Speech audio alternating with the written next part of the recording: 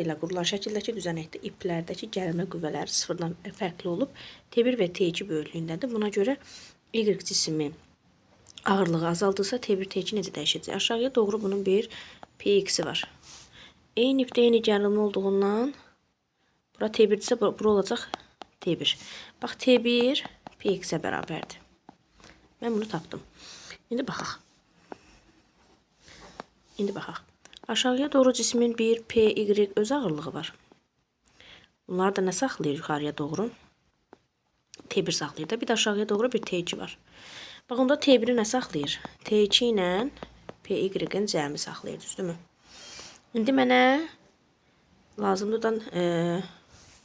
yox, elə olduğu kimi saxlayayım. Bax, belə saxladım. T1 Px-ə bərabərdir. Bir də T1 T2 üstə gələ Py-ə bərabərdir. İndi deyir, Y cisminin ağırlığını azalt.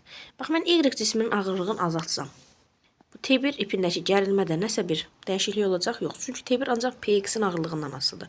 Ona görə T1 dəyişməyəcək. İndi baxaq buna. T1 bərabərdir T2 üstə gələ Py-ə.